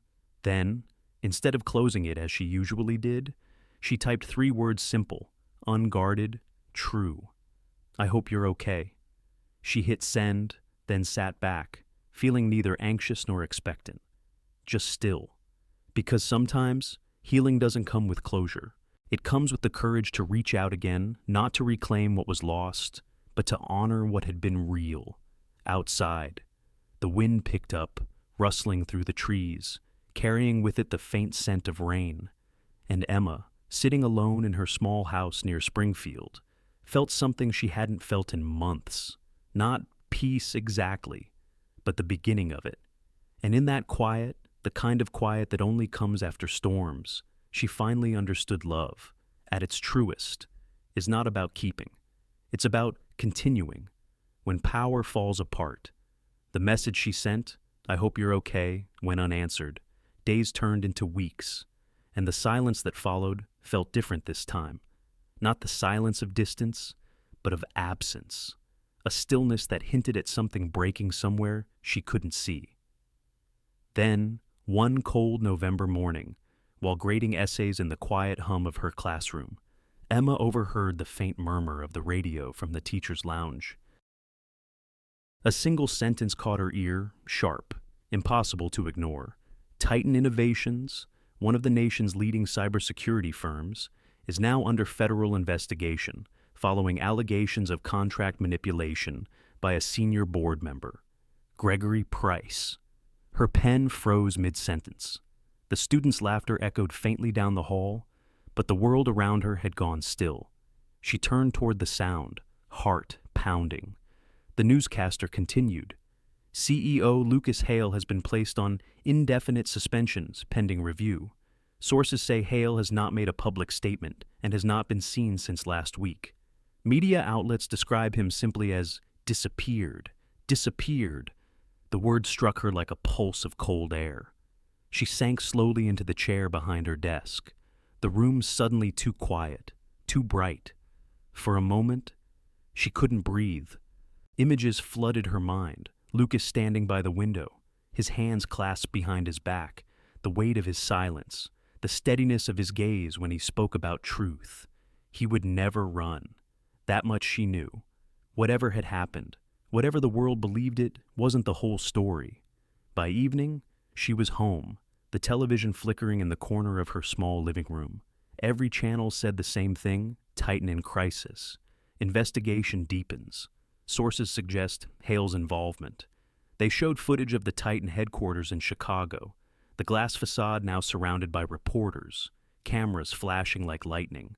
She watched it all unfold from miles away, her hands trembling around her cup of tea. Part of her wanted to turn it off, to protect the quiet she had fought so hard to build. But another part, the part of her that still believed in him, refused to look away. She closed her eyes and remembered his voice from their last conversation. "You deserve peace, even if it's without me." And yet, peace now felt impossible. That night, sleep wouldn't come. She lay awake, listening to the rain tapping softly against the window, just as it had the first night they'd shared dinner by Lake Michigan. Somewhere out there, the man who had taught her how to trust again was fighting a battle she couldn't see. The next morning, before dawn, she found herself driving. The highway stretched before her in long gray miles, cutting through the early fog. She didn't pack much, just a few clothes, her laptop, and a folder of notes she hadn't meant to keep, but somehow never threw away: project drafts, memos, fragments of the life she'd left behind. She didn't tell anyone she was going. There are moments in life when explanation feels unnecessary, when instinct is the only compass left. As she crossed into the city limits of Chicago, the skyline rose ahead, familiar yet distant. The same buildings, the same rhythm, but it felt different now, colder, heavier, like a place holding its breath. She parked a few blocks from Titan Innovations. The building looked unchanged glass glinting in the pale winter light, reflecting a world that had already begun to turn against it. Reporters lingered outside, microphones in hand, hungry for more scandal. She pulled her coat tighter and walked past them, head low, heart steady. Inside, the lobby was eerily quiet. The receptionist, a new one she didn't recognize, looked up, startled. "I'm here to see whoever's handling the investigation," Emma said. her tone calm but unwavering. "My name is Emma Caldwell." Within minutes, she was led to a conference room on the 12th floor. The walls were bare, the air tense. 3 people sat waiting, 2 federal investigators and a company lawyer. The questions came quickly. "How long did you work here? Were you aware of any irregularities in the contracts?" Mr. Hale approved. "Did you ever witness communication between Lucas Hale and Gregory Price that suggested misconduct?" Emma answered each question carefully. Truthfully, she spoke of Lucas's integrity, his obsession with transparency, his unwillingness to bend even when it cost him favor with the board. When one investigator asked if she believed he was guilty, she didn't hesitate. "No," she said softly. "Lucas Hale may be many things: proud, private, demanding, but he's not corrupt. If there's been wrongdoing, it wasn't his hand that caused it." The lawyer scribbled something in his notes, but said nothing. After nearly 2 hours, the interview ended. As she rose to leave, one of the investigators paused. "Miss Caldwell," he said, lowering his voice. "Off the record, why come back now?" She looked at him, the answer already sitting quietly in her chest. "Because silence protects the wrong people," she said, "and because the truth deserves at least one witness." Outside, the city was gray again. The rain had turned to snow, thin flakes drifting lazily through the air. Emma walked slowly down the familiar street, past the coffee shop where she and Lucas used to stop before work, past the park where she once sat reading during her lunch breaks. Everywhere she went, echoes of him lingered, not haunting, but steady. She didn't know where he was. The news had offered theories: a private retreat, a cabin by the lake, maybe even another country. None of them sounded like him. Lucas wasn't someone who ran from storms. He faced them. That was the man she knew. As she stood beneath the awning outside the Titan building, a sudden calm came over her. She realized she hadn't come back to find him. She had come back to stand for him. For the version of him the world was too quick to forget. The wind carried the faint sound of sirens somewhere far off, the city alive with its usual chaos. Yet, in that moment, everything felt still. Emma pulled her coat tighter and turned toward the street. There was work to do, not the kind written in ledgers or contracts, but the kind that came from conviction. This, she thought, was what love looked like after all the noise was stripped away. Not longing, not possession, but courage, the quiet kind that acts when no one's watching. And as she walked into the swirl of snow and city light, she didn't feel lost. She felt certain. Because sometimes, doing the right thing doesn't mean staying where you're safe. It means returning to where everything broke, not to mend it, but to tell the truth that was buried there. And that truth, she knew, was worth the storm to come. Truth versus lies. The hearing was set for Monday morning. News of it spread quickly, faster than truth, sharper than rumor. For days, the media had feasted on speculation. The fallen CEO, the missing man, the woman who vanished, only to return. But beneath the noise and the headlines, something quieter was taking shape, a reckoning long overdue. Emma arrived early. The sky over Chicago was heavy with winter light, the streets damp from last night's rain.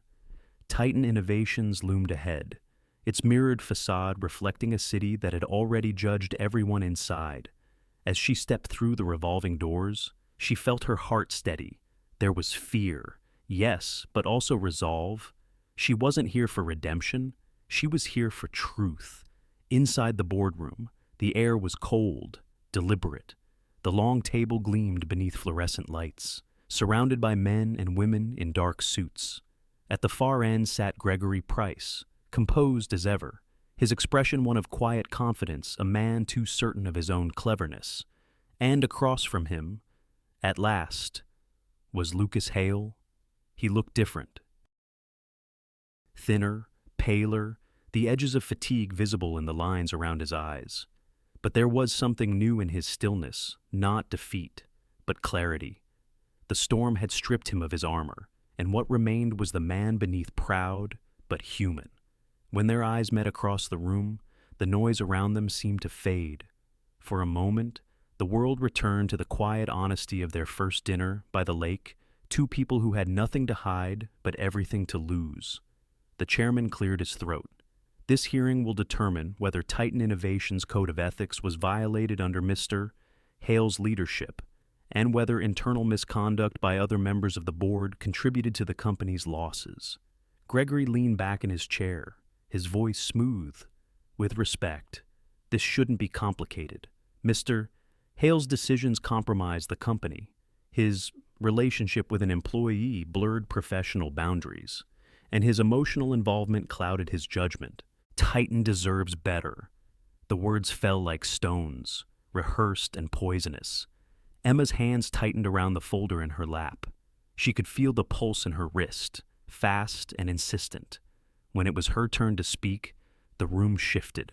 All eyes turned toward her, the quiet woman whose name had filled headlines, but whose voice the world hadn't yet heard. She rose slowly, meeting the gaze of each person in the room, before finally resting her eyes on Gregory.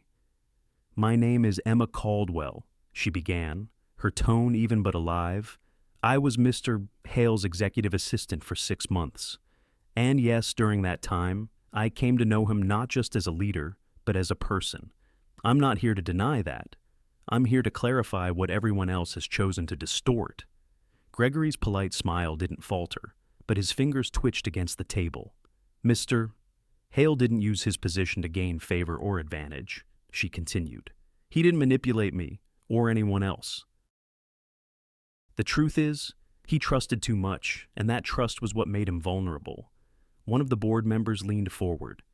"Are you suggesting Mr. Price exploited that trust?" Her eyes didn't leave Gregory. "I'm not suggesting," she said softly. "I'm saying it." A ripple went through the room. She took a slow breath. "When I worked under Mr. Hale, I saw a man who believed that integrity could still exist in a world obsessed with profit. He expected perfection, yes, but only because he demanded it of himself first. The night those photos were leaked, the story wasn't about ethics. It was about power, and the only thing truly improper here," her voice wavered, then grew stronger, "is how power destroys empathy." The words hung in the air, heavy, undeniable. Gregory shifted in his seat, the mask of composure beginning to crack. "That's a very emotional statement, Miss Caldwell," he said, his tone dismissive. "But emotion doesn't change facts." "No," she replied, "but it reveals them." The boardroom went still. Even the chairman paused, studying her with quiet respect. She stepped closer to the table, her voice lowering. "You've spent months dissecting a photo, gossiping about a story you don't understand. But while you were doing that, someone was altering contracts, moving money, cutting corners, someone who wanted control more than truth. And it wasn't Lucas Hale." Gregory opened his mouth to speak, but another voice interrupted one of the auditors who had joined the hearing remotely. "We've reviewed new evidence," the man said. "Transaction logs, contract signatures. The discrepancies all trace back to one account, Mr. Gregory Price." A murmur swept through the boardroom. Gregory's composure vanished. "That's absurd," he snapped. "You can't." But the chairman raised a hand, silencing him. "We can, and we have."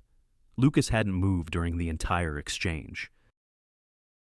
But now, for the first time, his gaze softened not with triumph, but with something quieter, heavier relief. He turned to Emma. Their eyes met again, and in that moment, everything else disappeared.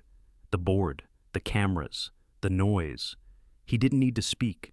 The gratitude in his expression said everything. When the decision was finally read aloud, the words seemed almost unreal. After review, the board finds no evidence of misconduct by Mr. Hale. All allegations are withdrawn. Mr. Price is hereby terminated from his position, effective immediately. It was over. But even as people began to rise, even as papers shuffled and whispers filled the air, Emma stayed still. She looked toward Lucas, the man who had once carried the weight of perfection and learned, painfully, to lay it down. He stood, crossing the room slowly, stopping just a few feet away. "You didn't have to come back," he said quietly. She smiled faintly. "I did. Some truths can't speak for themselves." There was a long pause, the kind filled not with words, but with everything words had failed to say before. For the first time in a long time, his eyes held no defense, no distance, just gratitude and peace. "Thank you," he said simply. Emma nodded. "Take care of what's worth saving," she whispered. Outside, the city had begun to thaw. The snow on the sidewalks was melting, turning to water that shimmered under the pale sunlight. As she stepped out of the building, the cold air filled her lungs, sharp and clean. She didn't know where the road ahead would lead, but for the first time, it didn't matter. Because truth, quiet, steady truth, had found its way through the noise. And in that moment, it wasn't victory she felt. It was grace, the kind that arrives softly, without fanfare, after a long and necessary silence. Freedom redefined. The hearing had ended with a verdict that should have felt like triumph, but victory often arrives quietly, not as celebration, but as stillness. For Lucas Hale, the days that followed were a blur of headlines, interviews, and the fragile applause of a world quick to forgive when the truth becomes convenient. Titan CEO cleared of all charges, integrity prevails, Hale reinstated. The board offered him back his position within a week. His office had been cleaned, his nameplate polished, the empire waiting to resume under his command. But when Lucas stood once more in front of the glass wall overlooking Chicago, the same view that had once defined him, he felt nothing. No pride, no relief, only emptiness. The city stretched before him like a kingdom without warmth, and for the first time, he understood what Emma had meant when she spoke of peace. He had spent his entire life building walls of glass and steel, calling them safety, calling them ambition. Yet now, they looked less like achievements and more like barriers. When the chairman entered, smiling, extending his hand in congratulations, Lucas didn't take it. "Thank you," he said quietly. "But I'm not coming back." The man blinked. "You're refusing reinstatement." Lucas nodded. "I built an empire, but somewhere along the way, I forgot why." He turned toward the window. "Titan doesn't need me anymore.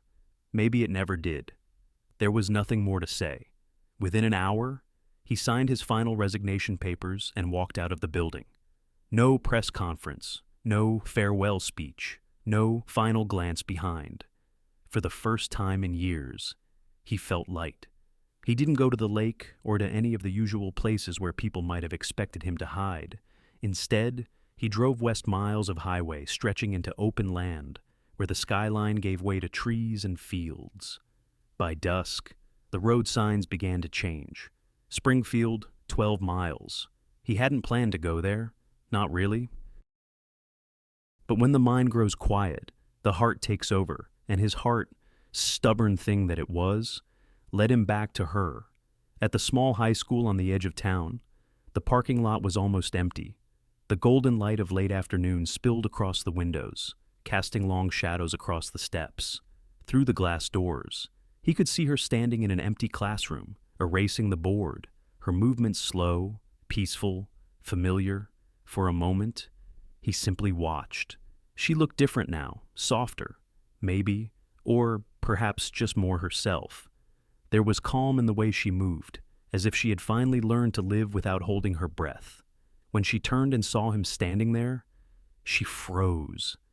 The eraser fell from her hand, leaving a faint trail of chalk on the floor. "Lucas," she whispered, uncertain if he was real.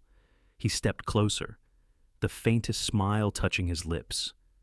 "I wasn't sure you'd want to see me." Her voice trembled, but her eyes stayed steady.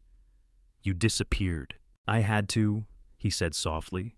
"I needed to understand what mattered before I came back." She studied him for a moment, seeing the difference in his face, the gentleness that comes only after breaking. "And did you?" she asked. He nodded, his voice low, roughened by the truth. "I built an empire," he said, "but it was never home." He paused, his gaze holding hers. "You were—" The words hung there between them, simple, unguarded, impossible to misinterpret. For a long time, Emma didn't move. Her heart ached at the tenderness in his voice, at the man who had once been made of stone, now speaking like someone who'd learned how to kneel before life again. "I'm not the same person you left," she said quietly. "I hope not," he replied. "Neither am I." He stepped closer, close enough for her to see the faint silver at his temples, the fatigue still lingering behind his smile. "I don't want the company," he said. "I don't want the board, the power, the noise. I just want a place that feels real." She looked at him, really looked, and saw no trace of the man who had once chased perfection. What stood before her now was something rarer, a man who had finally learned to be human. Her voice softened. "You don't need my permission to start over, Lucas." He smiled faintly. "I don't. But I was hoping I could start over with you." The room fell into silence. Outside, the sky was turning gold, streaked with pink and gray. The faint sound of wind moved through the open window, stirring the papers on her desk. For a heartbeat, Emma said nothing. Then, slowly, she crossed the distance between them. Her hands found his familiar, yet new, and for the first time in months. The world felt right again. No cameras, no boardrooms, no judgment, just two people standing in the quiet aftermath of everything they had survived. "I don't know what happens next," she whispered. He smiled, his voice barely above a breath. "That's the best part." And then she leaned into him not out of desperation, but out of peace. The embrace was soft, steady, full of all the words they no longer needed. Outside, the schoolyard was empty now, the last echo of students' laughter fading into the evening. The setting sun touched the edges of the maple trees, turning their leaves to fire. Lucas closed his eyes, breathing in the faint scent of chalk and her hair. He thought of all the years he'd spent chasing meaning through achievement, and how easily he'd found it now in the warmth of her hands, in the stillness of this small-town classroom. When they finally pulled apart, she smiled not the cautious smile of their past, but one free of fear. "So," she said softly, "what will you do now?" He looked around the room, at the rows of empty desks, the scuffed floor, the window open to the sound of crickets outside. "Something quieter," he said. "Something that matters." They walked out together, their footsteps echoing in the empty hallway. And as they reached the door, Emma turned to him, her eyes gentle. "You know," she said, "starting over doesn't mean forgetting." "I know," he replied. "It means choosing better this time." Outside, the air was cool and clean.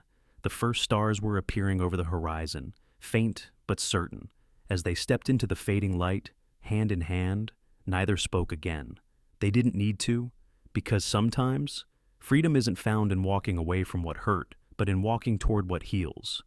And on that quiet evening near Springfield, freedom took the shape of two souls who had finally learned that home isn't a place of power, but a person who sees you clearly and stays healing together. It took time, the kind of time that doesn't measure itself in days or months, but in quiet moments of becoming whole again.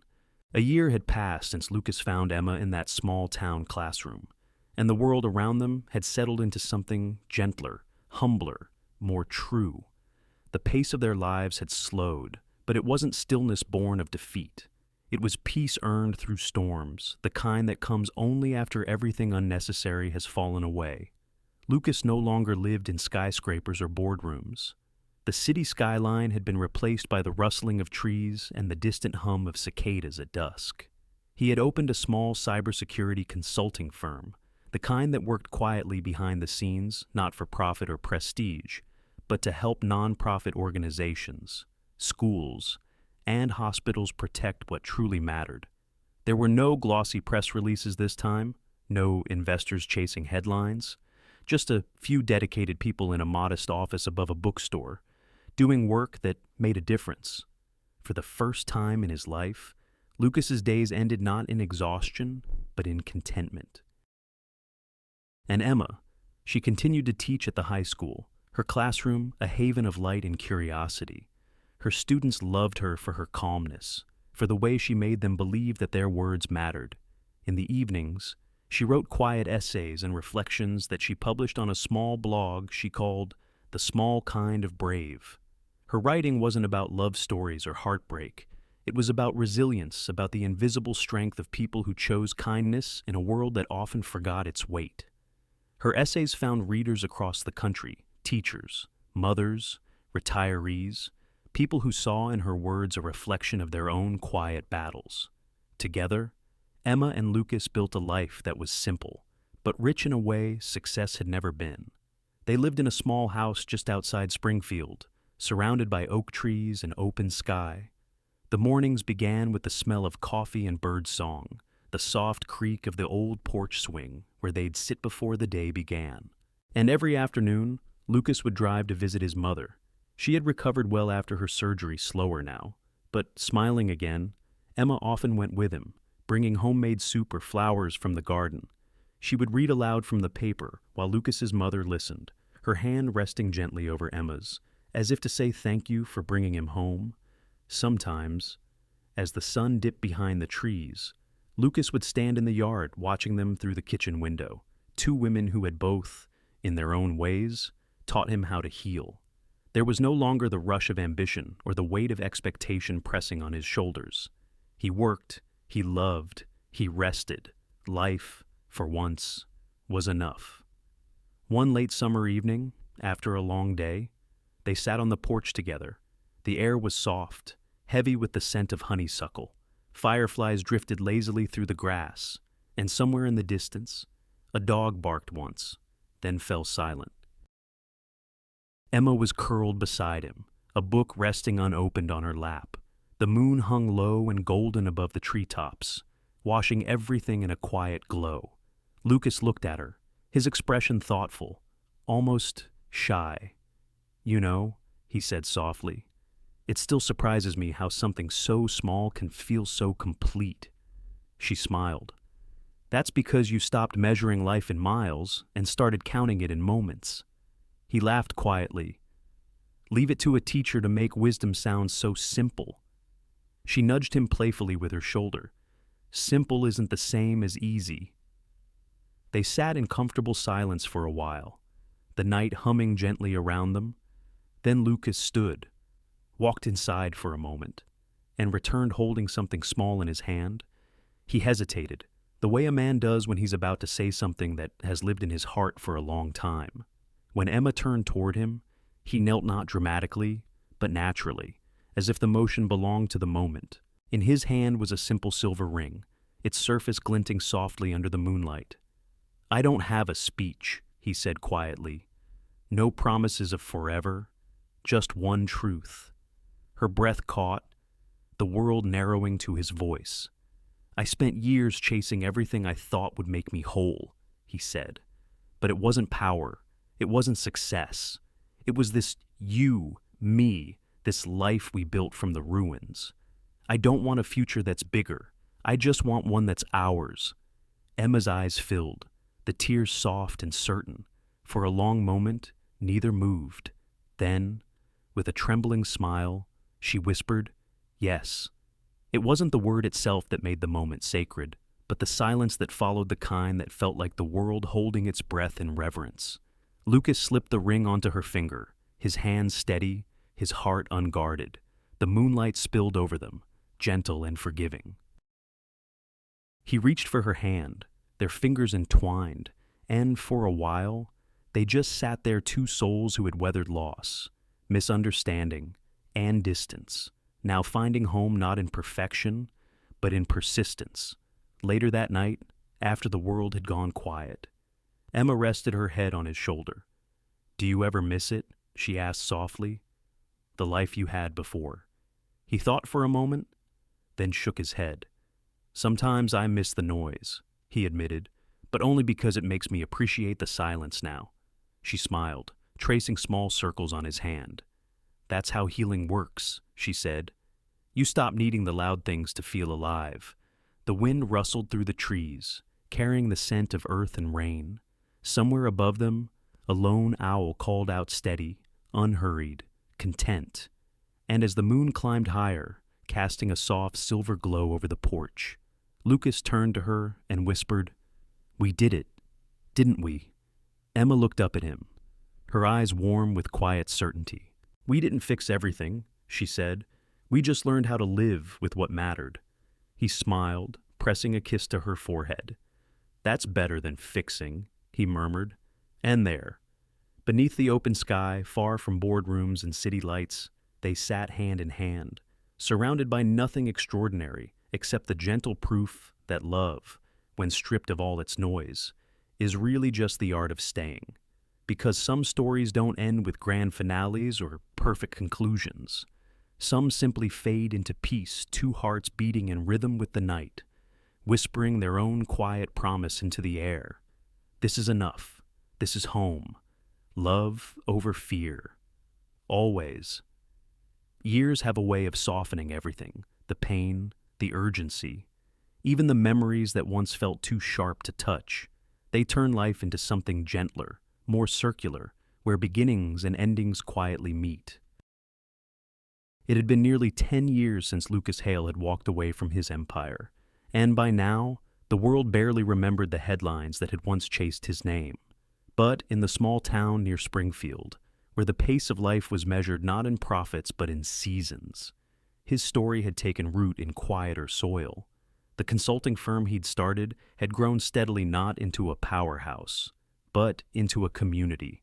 He hired young graduates, retired engineers, and veterans who wanted to keep learning. His workdays ended before dusk, and his evenings began with the sound of Emma's laughter from the kitchen window and the faint chirp of crickets in the field behind their home. They had built something that wasn't grand but was deeply good, and as the years passed, their love steady, imperfect, enduring became less of a feeling and more of a way of life. Now, Lucas taught a class twice a week at the same high school where Emma had made her home for years. It was a small elective called Entrepreneurship and Ethics, but the students affectionately called it How to Be Human in Business.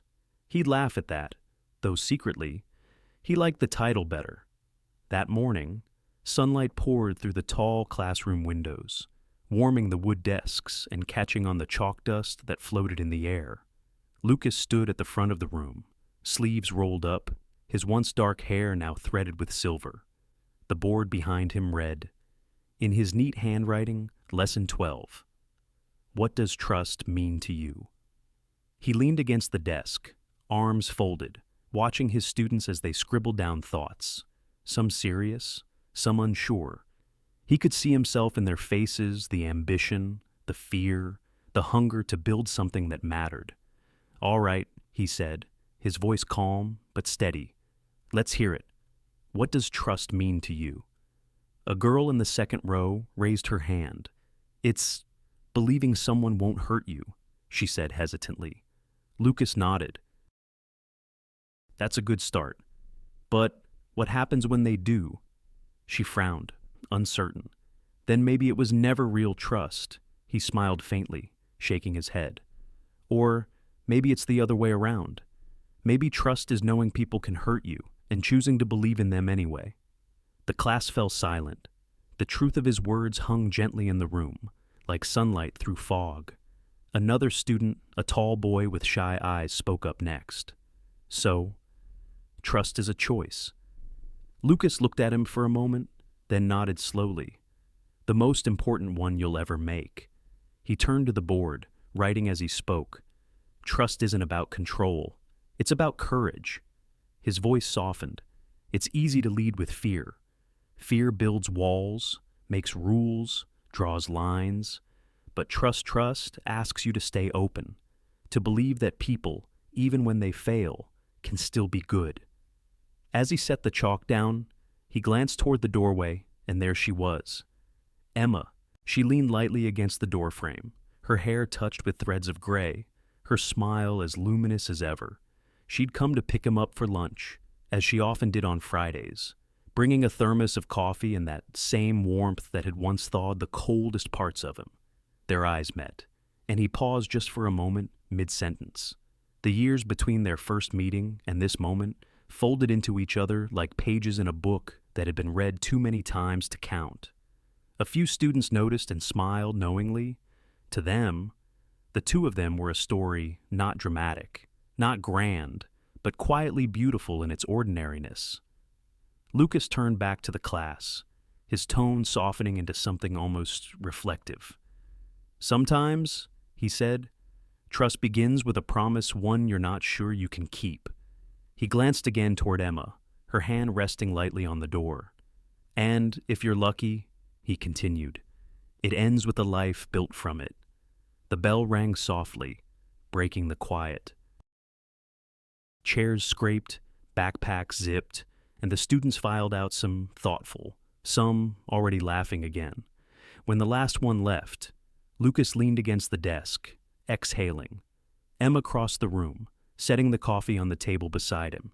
You always know how to make them think, she said with a teasing smile. He chuckled. That's the teacher's influence. Maybe, she said, handing him the thermos. Or maybe it's just you finally being exactly who you were meant to be. He looked at her, really looked, and the gratitude in his eyes was almost a prayer. You were right, he said quietly. Peace doesn't come from walking away from what's wrong. It comes from walking toward what's true. She touched his arm gently. And you did. They stood together by the window, watching the students cross the courtyard below, young, unguarded, unafraid to begin. The afternoon light fell over them, soft and golden, painting everything in shades of forgiveness. Do you ever miss the old life? She asked after a while. He smiled. Sometimes, he admitted. But then I look around. He gestured toward the chalkboard, the sunlight, her hand still resting against his, and I realize I already have everything I ever wanted. I just didn't know how to see it back then. Emma's smile deepened. That's what trust does, she said. It teaches you how to see. The clock ticked quietly in the background, marking the gentle passage of time. Outside, the wind stirred the autumn leaves, carrying with it the faint echo of laughter from the courtyard. Lucas reached for her hand, their fingers entwining with the ease of long familiarity. After all this, he said softly, do you think we finally got it right? She tilted her head, eyes warm. There's no right, Lucas. There's just real, and that's enough. He smiled, pressing a kiss to her knuckles, his voice barely a whisper. Love over fear. Always. And as they stood there, two people who had once been strangers in an elevator, now bound by years of choosing what was true, the scene faded into stillness. The last image was simple sunlight across the desks, the faint trace of chalk on the board, and Emma's laughter mingling with the soft hum of life outside. The story didn't end with triumph or tragedy, but with something rarer, continuance. Because sometimes, trust doesn't need fireworks or applause. Sometimes it's just two hands reaching across years of mistakes and forgiveness, holding steady against the noise of the world. And in that quiet, infinite space, a question remains not to be answered, but to be felt. Would you choose what's safe or what's true? In the end, Just Trust Me isn't simply a love story. It's a quiet reflection on how life tests our hearts and asks us to choose, again and again, between fear and faith. Through Emma and Lucas, we see that trust is not a gift we hand over easily. It's something built through honesty, forgiveness, and the courage to keep believing even after disappointment. Trust asks us to open our hearts not because it's safe, but because it's worth it. As we grow older, it's easy to let fear take the lead, fear of being hurt, of losing control, of trying again. But the truth is, life softens when we allow others in. Healing doesn't come from perfection or power. It comes from presence, from being real with ourselves and with the people who choose to stay. So, when the world feels uncertain, remember this peace isn't found in what we own or achieve, but in who we trust enough to share our truth with. Because love, at its deepest, isn't about holding on. It's about believing even when everything else tells you not to. Thank you for spending your time with Shining Stories. If this story touched your heart, if it reminded you that love, trust, and second chances still matter, we'd be so grateful if you'd like, share, and subscribe to our channel. Every click, every comment helps us bring more gentle, meaningful stories to life, stories that heal, inspire, and remind us that it's never too late to begin again. Until next time, take care of your heart and never stop believing in the quiet power of trust.